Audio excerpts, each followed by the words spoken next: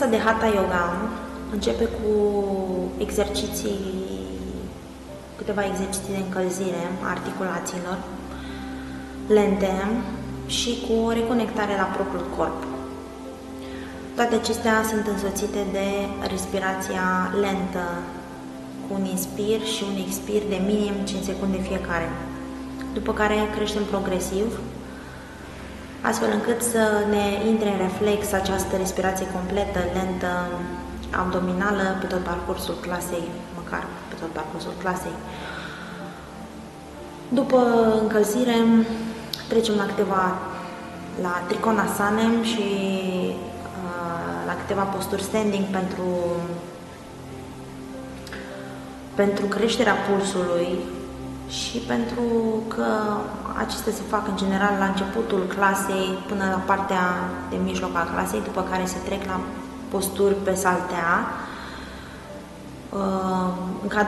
Posturile sunt modificate de la o clasă la alta ca să beneficiem de cât mai multe dintre ele. În Hatha există foarte multe asane și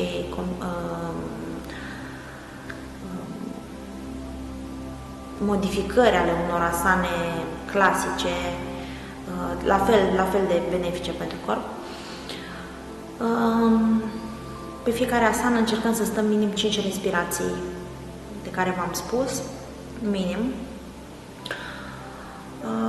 În timpul asanelor, la fel, reamintesc beneficiile fiecarei asane, atât la nivel energetic cât și fizic.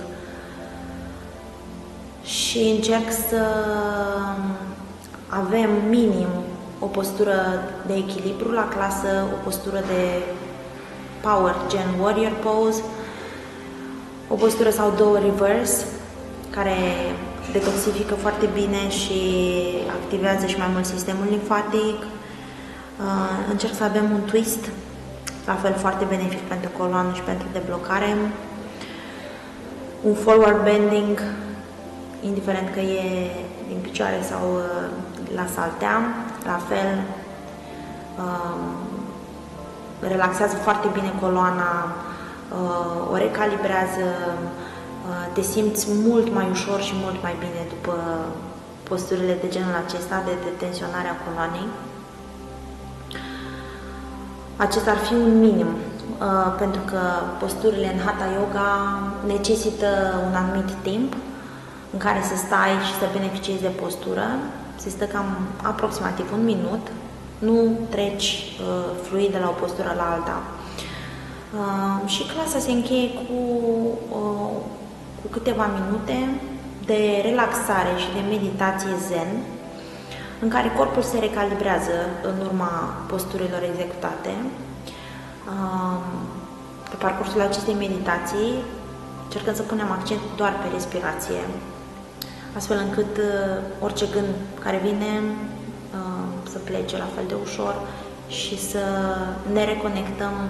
Începem cu respirația și terminăm cu respirația. În general, clienții sunt extrem de relaxați după clasa aceasta, relaxați într-un fel activ, dacă pot să spun. Se simt bine, inspirați, ușori, liniștiți, vin cu o anumită stare și pleacă cu totul altă stare. Vă invit să veniți și să încercați clasa, oricând.